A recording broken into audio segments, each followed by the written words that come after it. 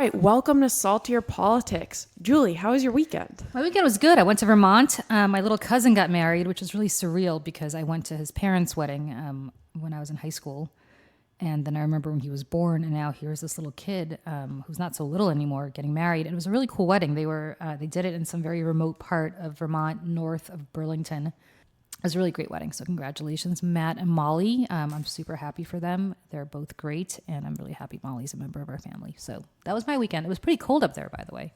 I know. I feel that the weather, it's starting to get a lot colder, and it doesn't make me happy at all because anything under 70, I'm freezing. Yeah, and you're from Florida, so that makes sense. And I'm the same way. I'm from Russia, and anything under 70 makes me freezing, which is really bizarre. I hate the cold. But Vermont was really pretty. The leaves were starting to turn. And as I was going to Vermont, I got into this Twitter spat with my friend Jen, who said something about the fact that she always puts the window shade down when she's in the window seat on the plane. And I think people like that should basically be banned for life from traveling. So what do you think? Oh my gosh, it annoys the crap out of me, especially when I'm in the aisle, and I like to see when we're taking off or going down or when there's turbulence. I like to look outside and see that. And confirm that you're still among the living? Correct. And confirm that we're not like, going down or up very fast.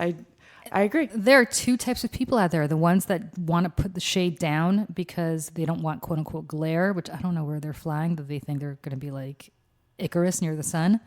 And then there are people like me who actually like to look outside and see the beauty of Lake Champlain in Vermont as you're flying over it, or if you're flying west, especially you fly over the Rockies or you fly over the Grand Canyon, which I've done a few times. It's really pretty. So I don't get these people who, by the way, when you put the window shade down, you're basically in like a closed coffin. You're flying in like a box. It's horrible unless you're at a night flight. Okay, fine. But even, again, during takeoff and landing, I want to look out the window. I actually like it not during takeoff and landing. I like it when it's a really clear day and you could just look out and it's really pretty and you could see what you're flying above. And then you forget that you're stuck in a plane for multiple hours. Yeah. So people who, when people make a big deal about people putting their seats back on a plane, I don't really care if people do that. I really hate it when they put the window shade down, though. Speaking of planes, what did you think of the new thing by this Tokyo Airlines that they're going to have special seating for babies?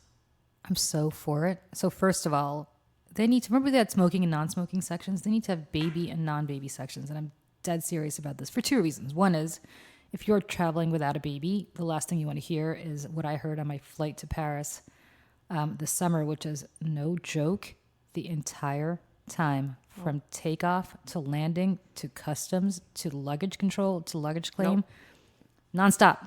Nope. However, if you are said mother with said baby, which I have been, it's also kind of terrifying and mortifying because you really can't do much to stop the baby from crying. You can walk it up and down the aisle a little bit, I guess, but I really think they need to have kid and non-kid sections so that all the babies can cry together in one section and all the people who don't want to hear that can not be there. When I first flew with my son, I remember, I forgot where we were going. I think we were going to France. And he sat behind some woman. He was maybe like 2.5, and all he did was kick her seat the entire time. Just kicked it. And no matter how much I told him to cut it out, he just wouldn't stop it. And he put the tray down and put it back up and take it down and put it back up. And by hour 4, you're ready to jump out of the plane without him. But the woman in front of me was understandably incredibly annoyed, and she shouldn't be subjected to that. And yes, I guess a better mother would have somehow curbed him from doing that, but good luck to anybody who thinks you could do that to your kid. I suggest padded overhead compartments, but not many people agree with that. Yeah, exactly. So I'm all for it. Literally segregate them. Put them in a different category, in a different part of the plane, the way you used to with smoking and non-smoking sections. And if you are unfortunate enough to be sitting in the last row of the non-kid section, that really stinks the way it used to stink if you were in the non-smoking section, one row in front of the smoking section. But for the rest of the people on the plane, I'm sure it's lovely. I believe that should extend through the age of 14 because going to all the flights home to Florida, there are always so many kids. And the inquisitive 9-year-old is also one that I hate. What are you doing?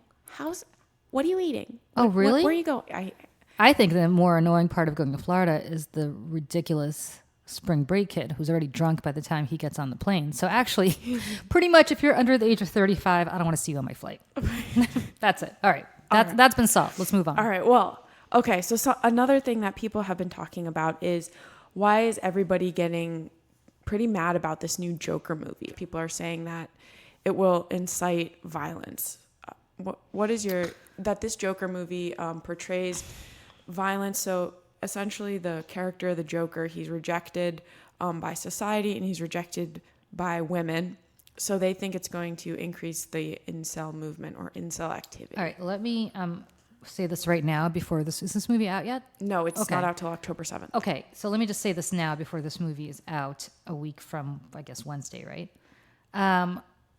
When and if there is a shooting related to the Joker movie, please don't blame it on Hollywood and the media.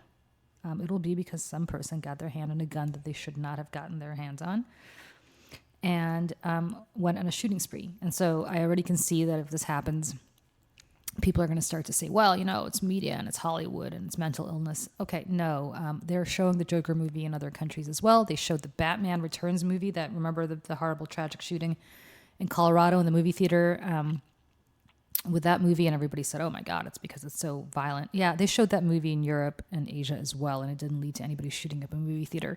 There's one constant common denominator here, and we know what it is. And it's the fact that we are constantly putting guns in the hands of the wrong people. But I will also say this to the incels who might be listening. Right. What is this incel movement? What are we talking about here?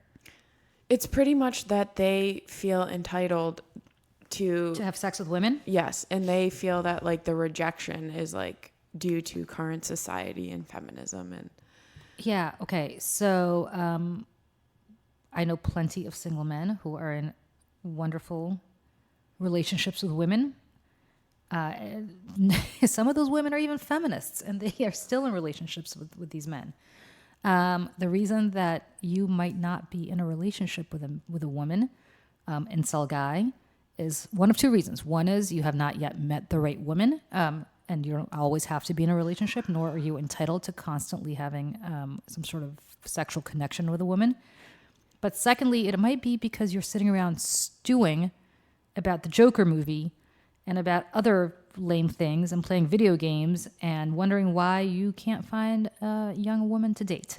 So nobody's entitled to a relationship. Nobody's entitled to have sex. Nobody's entitled to any of that. It happens when it happens, and if it doesn't happen, there may be outside forces, or maybe, just maybe, take a look within and wonder why you are not able to sustain or have a relationship. That also is a potential yeah, usually the cause. people blaming everything else but themselves are the ones who fail to look inward. True. And look, it's not to say that I don't feel for some of these guys when they can't meet women.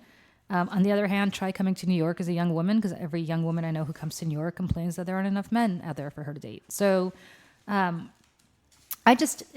if a movie like The Joker, which I believe is based on a comic book, is leading you to suddenly say, oh, okay, I'm going to go out and get violent because the Joker went out and got violent because he too couldn't get a girlfriend. Like, you're talking about a fictional character.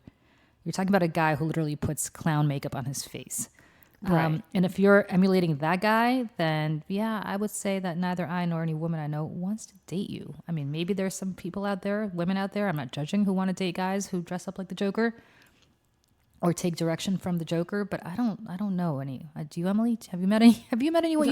No. You are younger than I am, and you are more among the dating community than I am. So have you met women in their 20s who are like, I know, I want to date some guy who sits around reading comics all day long and trying to emulate the Joker? Like, I remember when I was in my 20s.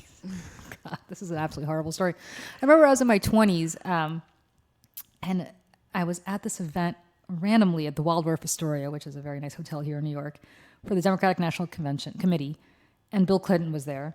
And so I was at this event, and I met this guy who worked for, I don't know, somewhere in politics. And he and I kind of hit it off, and we were both single, and he said, let's go on a date. I said, great. So he said, why don't you meet me at my house, and then we'll go out. And I said, sure. So I meet him, or I try to meet him. I think this is not pre-cell phone, but this is when like cell phones weren't as reliable. So I'm outside his house. I'm buzzing. No answer. I call, no answer. Finally, 20 minutes later, as I'm about to go home, I try one last time. The guy picks up the phone, and he's like, oh yeah, sorry, my roommate and I are playing video games. Oh God. And so I didn't hear the doorbell, but come on up. And I was like, no, I'm good. I mean, maybe that guy's happily married right now. It was about 20 years ago, so hopefully he is. Maybe he's changed his ways. But, like, you may not be successful with women if you're sitting around playing video games / reading comic books about the Joker. Right. / spending all your time on online chats discussing comic books / the Joker / video games. Like, that's on him, because when you go out on a date, you like to feel special and important. And him saying, I was busy playing video games on the moment of your arrival to this date. Of course. But this is when you're in your 20s and you date all the wrong guys, Right. and they're all dopes. But not all of them, I shouldn't But say that. it's nice because it shows you right away, it's like, this guy is not an option. Correct. But that guy, I'm not suggesting this guy was an incel, but if you're a guy who's having a hard time meeting the ladies, look inward. Right. And wonder whether spending time reading comic books or playing video games with your roommate is a reason that you are not that successful. And if, in fact, you feel completely beleaguered and you think you're the best guy in the world, and I know plenty of guys like this who are like, I do everything right, I'm the nicest guy, and the women always go for the bad guys, which a lot of younger women, I think, do. So I don't necessarily put it on the guys. But if you are that guy, I mean, great, but it doesn't mean that you're not going to find the right woman. The point is, just don't take a gun and go to a movie Right. theater. Just because the Joker's doing it doesn't mean you should. Right. And just to add, Joaquin Phoenix told IGN, I don't think it's filmmakers' responsibility to teach morality. And if you don't know the difference between right and wrong, then there's all sorts of things that you are going to interpret in a way that you want. So Yeah, I mean, sorry, but should Steven Spielberg be responsible for the rise in neo-Nazism because he made Schindler's List? Like, Right. no, you don't get influenced. Movies are escapism. If you take this stuff literally, you've got big psychological problems. You really do. I mean, little kids I can see getting scared of movies or taking movies literally. But if you're an adult or a teenage boy and you're taking your direction from the Joker, it's a whole lot of I mean, whole slate of other the issues guy happening. is a Like, comic book character. He does not exist. yeah. So, yes, it's very sad what's going on in this country. But again, the day that there's a shooting, and of course there will be a shooting because that's the kind of country we live in, and somebody says, oh, it's because of Hollywood, it's because of Joaquin Phoenix, it's because of the Joker, just stow it. I don't want to hear it. Agreed. So also this weekend I saw, remember Mark Schwartz? He was talking about this New York Times article, Barack Obama's biggest mistake. It rhymes with neoliberalism. It was an economic disaster and a political dead end. I wanted to see your opinion on this, Julie. Do you think neoliberalism was Barack Obama's biggest mistake? I don't think it was his biggest mistake, but I think it was a mistake.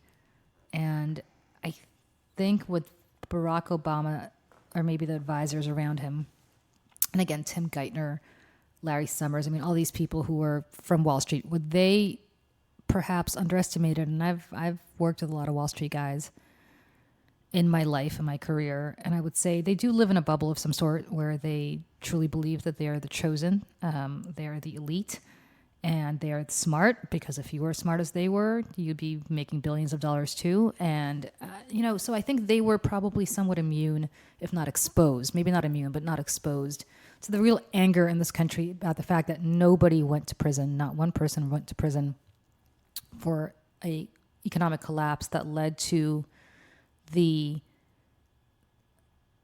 destruction of so many people's lives. So many people have yet to recover from that. And nobody was really held accountable. And it's true that income inequality grew under Obama. Now, the Obama people would say, well, we didn't have 60 votes most of the time to get anything done. We couldn't have gotten a bigger stimulus through. Everything had to be paid for. I'm not unsympathetic to that. But Do you think it's more Congress's fault than like blaming Obama? No, I think it's look. Obama's job was to lead, and if you're proposing an $800 million stimulus package as opposed to more than $1 trillion stimulus package because the Republicans are screaming about how everything needs to be paid for, ha ha ha! Remember those quaint days? Oh yes. Remember that Yes. when the Republicans wanted everything paid for because the budget was exploding. Oh gosh, those halcyon days of fiscal responsibility from Paul Ryan and the Republicans.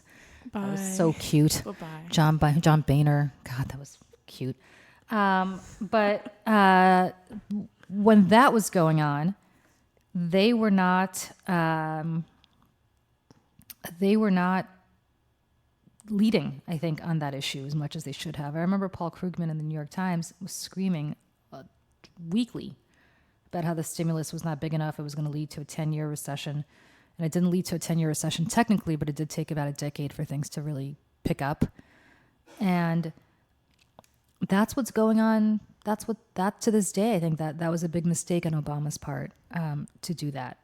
Healthcare reform was what they put all of their eggs in that basket on, and that's a laudable thing to do. But I wonder if instead of doing healthcare reform, and I don't know the answer to this, so I'm speculating, if instead of doing healthcare reform, they had really structurally focused on income inequality, whether that would have been something that would have had long-term effects as well. And I don't know. I mean, if you remember, the Tea Party came of age in 2009, in large part because of the stimulus and because of healthcare reform. So Obama got in trouble for it anyway, right? I mean, we lost seats in 2010 as a result of this anyway. So if you're going to get blamed, you might as well just double it. I mean, go all out. It's not like anybody gave him any credit on the Republican side for having an $800 million stimulus and not a $1.6 trillion stimulus. So I think it was a lack of imagination coupled with a lack of appreciation for how the average person felt, which led to the rise of populism, which led to the rise of Donald Trump. But if you're one of the Democratic candidates and you're seeing this kind of criticism about Obama, what would your advice be? Well, I think, and I'd love to see their internal focus groups on this, but I suspect Elizabeth Warren has it right from a tone perspective. People are angry. They're pissed off. They are not thrilled about where the country is, and they're not thrilled about it not because they're Democrats or Republicans. People really, I mean, everybody's not everybody, I shouldn't say everybody, people at the top didn't, but the middle class and certainly the working class really got decimated tremendously. And they're still feeling it. I mean, I've said this before, but I saw a focus group maybe about 5-6 years ago of people who consider themselves middle-class voters, and you might ask what that is, and people have different ideas of what it is. These are people who I self-identified as middle-class voters. And it was the first time that I had seen, and I'd be curious to speak to this cohort again now, or a similar cohort now, but they said for the first time that they could not imagine paying for college for their children, that college, which was the catapult into the middle class, was something that was out of reach for them, for their kids. It was not out of reach for them. They had gone to college, but when they went to college cost a couple $1,000 a year. They could work summers and pay for it, or they could be babysitters, or they could do whatever they could to pay for college. You can't do that now. You can't work a summer job. No. Unless your summer job is, holding up Fort Knox. Right.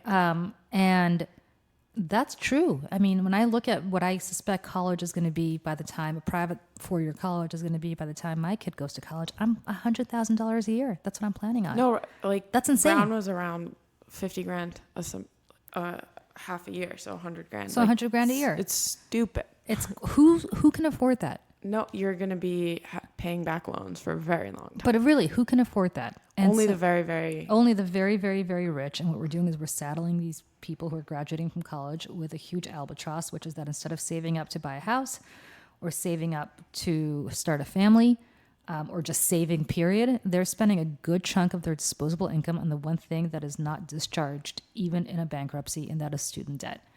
And you are putting a massive, massive albatross around these people's necks.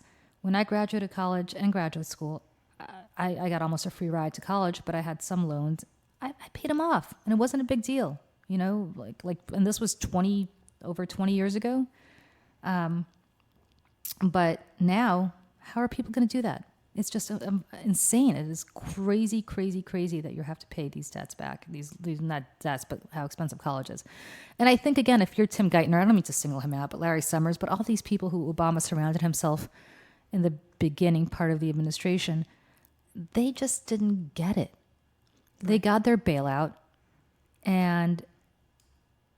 But I think your point is right. It does fall to the leader, because Barack Obama and his wife both were saddled with major debt, student loan debt. It's not just them. I mean, it's this lack of, okay, we're going to do what's possible, but I think they misunderstood, because I think Obama had somewhat of a charmed, rapid rise that they misunderstood that they were not going to get credit. This notion of, oh, we're going to bring, Republicans and Democrats together. If I hear any Democratic presidential candidate say that, like my frustration with Joe Biden, among several frustrations with Joe Biden lately, is that he truly believes that Joe Biden, will be able to go to the Hill as president, extend his hand to Mitch McConnell, and say, let's do something for the better, and let's do something for the nation together. And Mitch McConnell will say, okay, Joe, that sounds great. We've known each other for the last 50 years. We'll do it.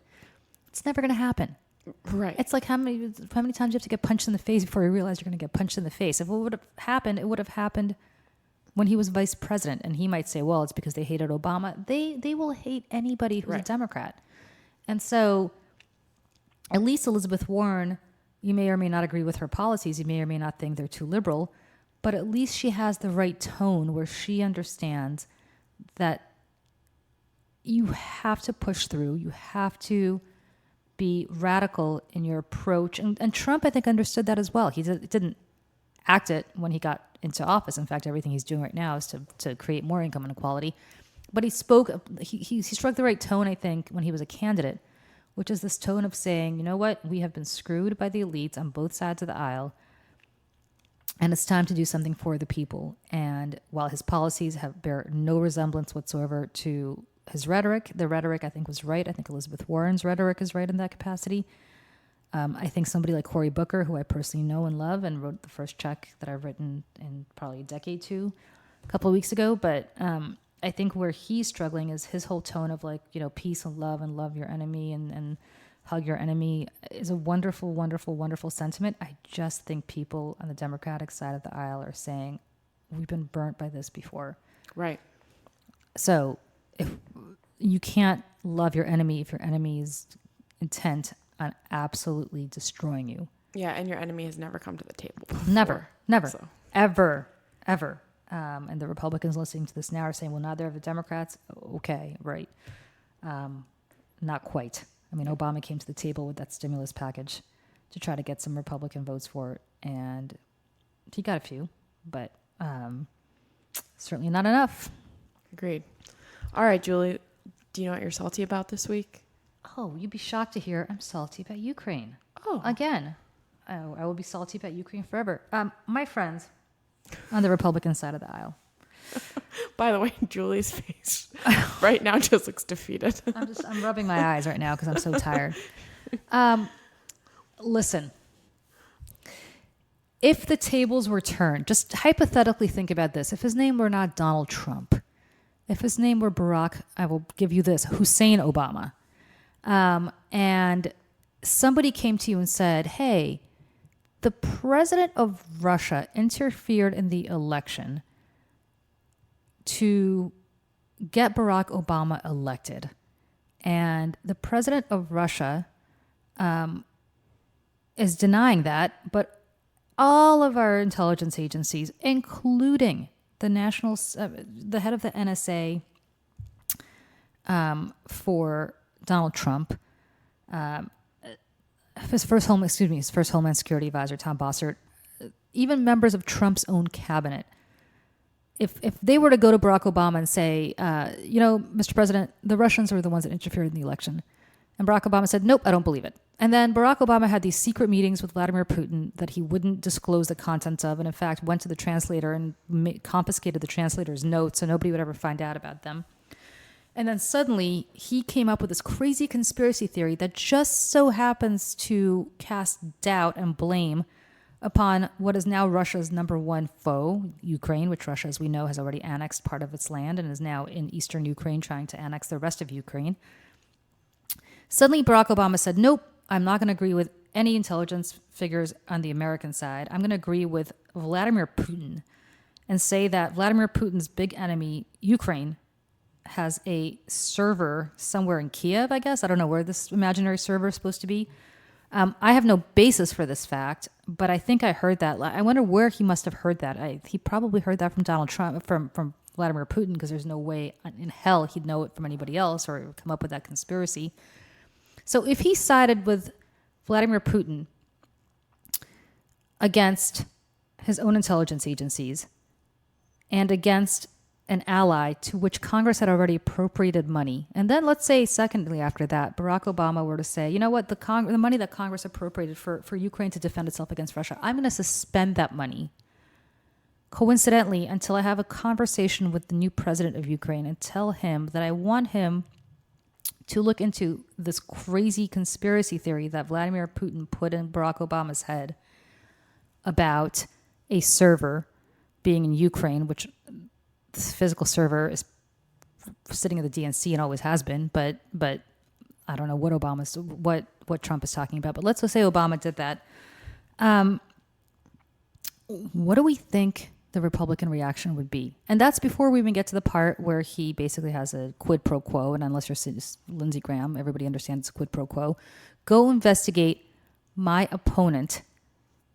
Meddle in the 2020 election by investigating my opponent. Please, Ukraine, I'm telling you, meddle in the 2020 election by investigating my opponent to help my campaign get an advantage over the man that I think is probably the strongest possible opponent I can have in 2020.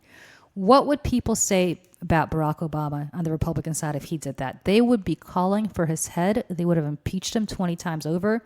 And there are very well-meaning Republicans out there who actually are troubled by this cult of Trump, who, because it's Donald Trump and not Barack Obama saying this, they are absolutely defensive of him in ways that they have to jump embarrassingly through contortions and pretzels. I mean, Lindsey Graham, for God's sake, you can't impeach somebody in hearsay. Hey, Senator Graham, it's not hearsay. The White House released the tape. It's all out there in black and not the tape. They released a memo of the conversation. It's there in black and white. So I don't know what hearsay Lindsey Graham is talking about. It's literally, they basically testified to this. They implicated themselves. It's like me saying, hey, Emily, I buried a body in the backyard. Oh, we can't. I mean, please, that's hearsay. No, it's not. I'm telling you, I buried a body in the backyard. That's right. We just have to dig. Yeah, it's right there. There's a big X marking where that body I buried in the backyard is. Oh, Julie, that's hearsay. No, it's not hearsay. I did it. I swear to you. Here it is. So, just stop, because this to me is so unpatriotic. This is literally asking for more interference in our elections. The reason our democracy is so vibrant is we have free and fair elections. And what Donald Trump is doing is asking another nation to make them less free and less fair. And you know who put this idea in his dumb head? It was Vladimir Putin. Because who else has an interest in putting that idea in his head besides Vladimir Putin? Who else? Literally no one. Literally, there's not one more human being on earth who's saying to him, hey, I know everybody's telling you that we're the ones responsible, but it's not us. It's our number one geopolitical foe, Ukraine. The guys we're trying to annex, the guys you're trying to send military aid to. So don't send military aid to them because they're the bad guys, not us. Oh, okay. All right. I'm going to ignore what the CIA and Homeland Security and the FBI and 17 intelligence agencies have told me. I'm going to believe you, Vladimir Putin. And everybody's going to say, well, how do you know Vladimir Putin put that idea in his head? Well, who else stands to benefit? Literally, who the hell else stands to benefit? And if you don't believe me, then subpoena the translator, ask her in a deposition or under oath what was said in those meetings between Trump and Putin. And if there's nothing nebulous or nefarious about it, nefarious about it, then you have nothing to worry about. But why would Trump not allow any witnesses to that meeting? And why would he take his translator's notes? It has never, ever, it's never been done. Ever. I think next week what we need to do is a clapback segment on this. Because, go ahead and tweet me, guys. Go ahead. Yeah, you know what? We will. We're going to do a clapback on this. We're going to read some dumb tweets that I get on this issue, and we will clap back on them. Yeah, so next week, everybody look very much forward to that because I'm already excited. Yes. Because Julie is salty. I'm salty about this. This. Fantastic. We're definitely doing a clap back. That's a great idea. Go ahead. What's up next? So I'm salty about, I was listening to Morning Edition on NPR and learned about a new study that viscerally made me go, give me a break. Eating a handful of almonds, walnuts, peanuts, or any type of nut on a regular basis may help prevent excessive weight gain and even lower the risk of obesity. Like, when people tell me to eat a handful of almonds when I'm hungry, I want to slap them. Because you can't eat just a handful? Well, I just think I'm still hungry when I eat a handful of almonds. I'm like, it just annoys me because one, the study, it said nuts and peanuts I'm allergic to are not a nut, they're a legume. Right. So that's wrong. And 2, the people who tell me to eat a handful of almonds to satiate my hunger, I just want to slap away. That's just a visceral thing that You think it's because they're digested slower, so maybe they'll keep you fuller longer?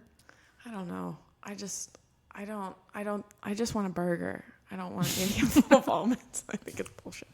But that's it. That's what's making you salty? It's just making me salty. It's like, don't tell me when people always suggest, it's in all magazines, if you're hungry, just snack on a handful of almonds. I'll tell Like, you. shut up. I'll give you some advice. Don't read those dumb magazines.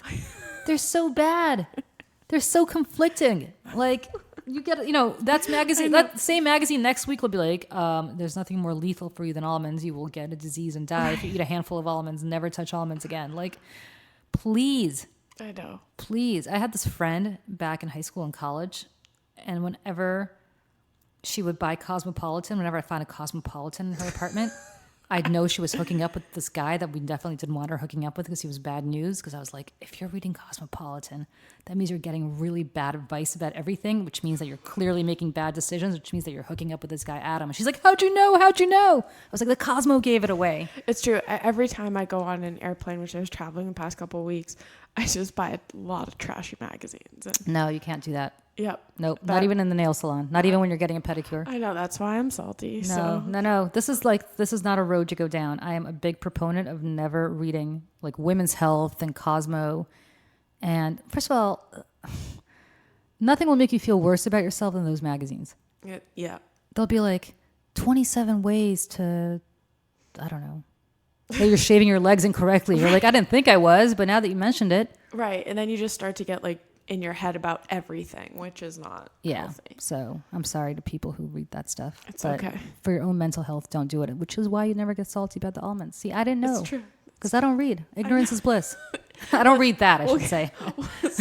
So next week I look forward to seeing you get salty to the Ukraine, and we're going to do a great segment. And I'm going to bring some. Are you allergic to almonds too, or just peanuts? Just peanuts. Oh, you're allergic to everything. Yeah, pretty much. Emily, shellfish. Emily came over to my house for dinner one night, and I was like, Julie- and I'm like, what should I make? And Emily's like, meat with nothing on it. I know. Julie just asked, what are you allergic, or do you have any allergies? And then I just laughed because that text was a novella. That was 7 pages later. I was like, wow, I guess that's a steak and steak. Okay. Yep. All right. Have a wonderful week, everybody. Bye.